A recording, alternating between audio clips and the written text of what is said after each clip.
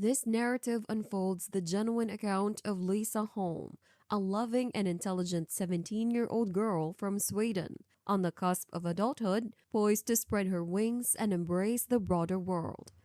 Yet she mysteriously vanishes into thin air, despite having no known enemies and being in a seemingly secure location. The question lingers: where could Lisa have gone? Welcome to Crime Scene Archives, where we delve into the unsettling realms of true crime stories and other narratives that may leave you questioning. Before we delve into the depths of Lisa's story, I extend a preemptive apology for any potential mispronunciations of Swedish words and places that may surface in this video.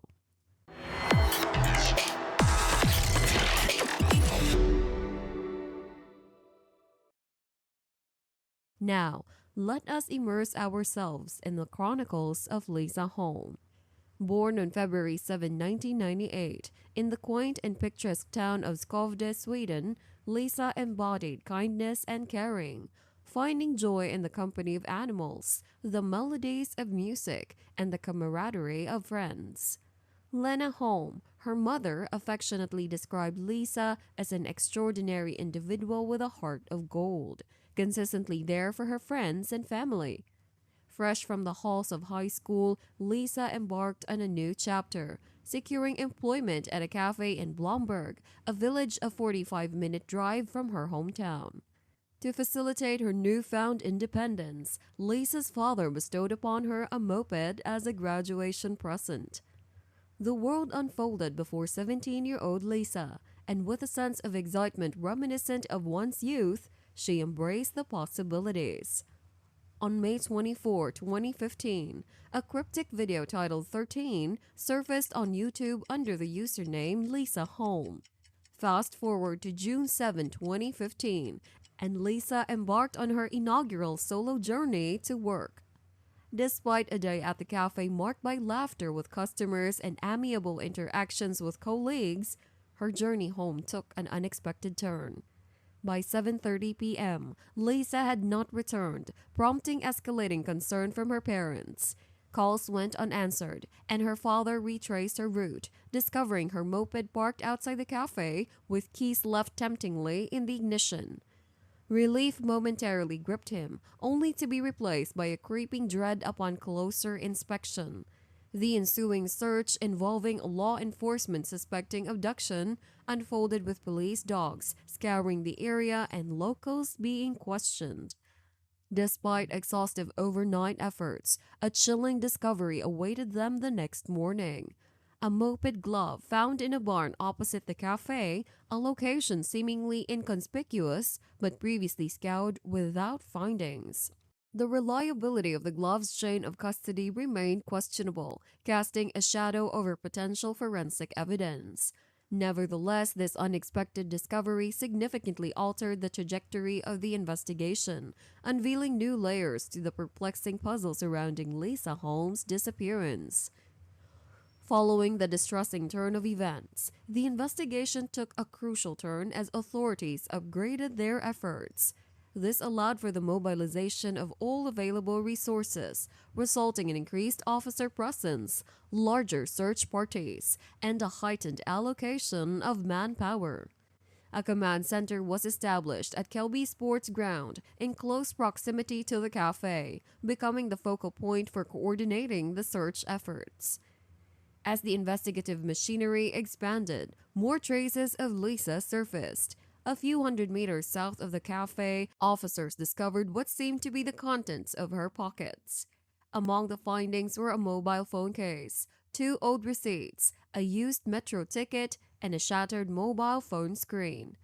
Identifying these items as Lisa's, her parents confirmed their origin. These items were recovered on a secluded gravel road, known only to locals and hidden from the casual observer. The revelation of the smashed mobile phone heightened concerns, aligning with the police's worst fears. Subsequently, the focus shifted to tracing Lisa's movements through her cell phone records. However, the attempt to triangulate her phone on the day of her disappearance led to a dead end. Her last known location was the cafe, and there was no activity after her departure. This raised suspicions that she might have been instructed to switch off her mobile, or more alarmingly, it could have been forcibly taken from her. Moving forward, the investigation unveiled further evidence on Tuesday, June 9th. Lisa's driver's license and house keys were discovered, yet there was still no sign of Lisa, leaving investigators perplexed about her whereabouts. The search teams intensified their efforts, combing through mineral wells, scouring buildings, and wading through farmlands in a desperate attempt to find any clue pointing to her location. Despite exhaustive searches, the clock was ticking, and the probability of a safe return diminished with each passing day. Recognizing the urgency, authorities and the family made the difficult decision to release Lisa's identity to the public on Wednesday, June 10th. The response was overwhelming, with nearly 1,000 people from across Sweden joining the search. This massive search party marked a historical event, being the largest Sweden had ever witnessed. With the additional manpower, search parties revisited previously explored areas, including the barn. During a subsequent search of the barn, one of Lisa's earrings was discovered near the entrance, narrowing the focus of the investigation. Forensic teams were brought in to extract as much information as possible, revealing the presence of biological matter, specifically human feces. This led investigators to speculate that the perpetrator may have experienced an adrenaline rush during the incident. As forensic experts delved into the barn, the search area expanded to a 5-kilometer radius around the cafe, encompassing nearby farms and residences. One property, Martip Farm, situated a few kilometers from the cafe, drew attention during the search. 2 men arrived at the farm, claiming it had already been examined. However, their demeanor raised suspicion among volunteers, prompting a call to the police. Upon law enforcement's arrival, Lisa's helmet, jackets, and earphones were found hidden nearby. Additionally, the search to an old wooden trailer or work shed with signs of recent access. As investigators entered, they were met with an unmistakable odor, leading them to the grim discovery. Lisa's half-dressed body stuffed into a locker, a rope around her neck, and duct tape covering her mouth and nose. The unfolding tragedy reached a critical juncture on Friday, June 12th, when the police apprehended a 25-year-old man, his wife, and his brother, Neverjus Belovikus and Ivarus respectively. Both brothers of Lithuanian origin worked as laborers on Martap Farm and in the barn near the cafe. Their residence, situated between the farm and the barn, directly aligned with the gravel road where Lisa's belongings were discovered. All 3 individuals vehemently denied any involvement in Lisa's case, providing alibis for each other. Amid growing criticism of the police's thoroughness, the barn underwent another round of inspection. Contrary to initial perceptions, the barn comprised several rooms, including an office and a milking room. The criticism centered on the police allegedly overlooking crucial details in their previous searches. The barn, far from a simple, open-space house, distinct areas that would come under scrutiny in the unfolding investigation. In the disconcerting saga, the investigation took a dark turn as evidence of self-gratification emerged in the office by the window, marked by stains. These stains, subjected to DNA testing, yielded a disturbing revelation, a positive match for Neridus, one of the brothers. Chillingly, Lisa's co-workers later recollected being observed by Neridus or both brothers through that window in the milking room. Further scrutiny of the milking room revealed a pipe protruding from the wall with a rope attached. Subsequent DNA testing confirmed its connection to Lisa. This grim discovery suggested that the milking room was where Lisa likely took her final breaths. The police meticulously reconstructed the gruesome timeline, indicating that Neridus intercepted Lisa just as she mounted her moped. Dragging her into the barn, he employed duct tape to silence her before suspending her from a pipe in the milking room. While the motive behind the attack was deemed carnal, an autopsy surprisingly revealed no sexual violation. Nevertheless, bodily fluids were found on all of Lisa's clothes and in the barn, implying a sinister gratification during the heinous act. Afterward, Neridus transported Lisa's lifeless body to a trailer on Martup Farm, concealing her in a locker and disposing of her belongings along the way. The brutality of the attack and the callous disposal of the body left investigators grappling with the senselessness of the crime. Compounding the tragedy, Neridus presented seemingly concrete alibis, a veneer that eventually crumbled. His brother Ivarus, who initially stood firm in his denial of involvement, eventually divulged the truth. He admitted that Neridus had acted suspiciously on the night of Lisa's disappearance, enlisting him to provide a false alibi. The motive behind this ruse was to shift blame away from a non-national, foreseeing potential racial bias. However, Ivarus' revelation unveiled a different reality. Neridus was the perpetrator, and now the police had irrefutable evidence with Neridus' DNA permeating the crime scene and Lisa's clothes.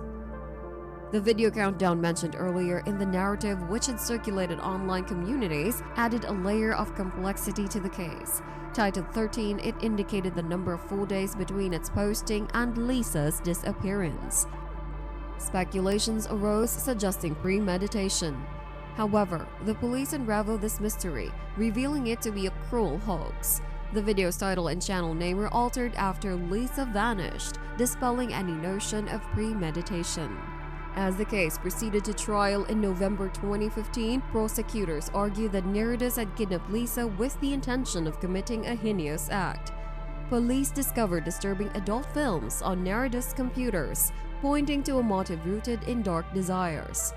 The trial exposed the gruesome details of Lisa's final moments, where she became an unwitting victim of Neridus' sinister fantasies. In the face of overwhelming evidence, including DNA linking Neridus to the crime scene, Lisa's family and friends sought justice for the beautiful and kind soul taken from them. In a surprising defense strategy, Neridus' legal team attempted to shift blame onto his younger brother, Ivarus. They argued that Ivarus had planted the evidence and questioned how a lack of DNA in the car could reconcile with the transportation of the body. Despite these contentions, the mounting evidence prevailed. Neridus adamantly denied ever meeting Lisa, portraying himself as a sympathetic father. However, the absence of Ivarus' DNA and the concrete evidence against Neridus painted a stark picture. On November 17, 2015, justice was served as Neridus Belavicus was found guilty and sentenced to life in prison for his reprehensible crime. The monster who had robbed Lisa of her life would spend the remainder of his days behind bars. Yet the final chapter in this grim tale unfolded on August 3, 2022, when Neridus met a grisly fate. A fellow inmate inflicted fatal wounds on him, offering a form of retribution that, while unsatisfying for Lisa's grieving loved ones, ensured he could no longer inflict harm on others. The resolution prompts reflection on the adequacy of the punishment for such a heinous crime and raises questions about preventing similar tragedies in the future. The countdown clock, initially perceived as a mysterious element, turned out to be a tragic coincidence rather than evidence of premeditation. As this chilling chapter concludes, the scar left by Lisa's untimely demise remains, prompting contemplation on the fragility of justice and the enduring pain experienced by those left behind. As we conclude this poignant journey into the heartbreaking case of Lisa Holm, we encourage you to share your thoughts and reflections on this devastating story in the comments below. Your insights and perspectives contribute to a meaningful dialogue and help us remember the importance of seeking justice for those who can no longer speak for themselves. If you found this video compelling, we also invite you to explore the tragic story of Gary Plauché, a man who took justice into his own hands when he felt the law would not, in another deeply emotional narrative that sheds light on the complexities of justice and the human experience. Thank you for being a crucial part of our community. Your engagement, comments, and support make a significant impact. Subscribe to Crime Scene Archives for more gripping true crime stories, and join us in the dark corners of human history. Until next time, take care and stay curious.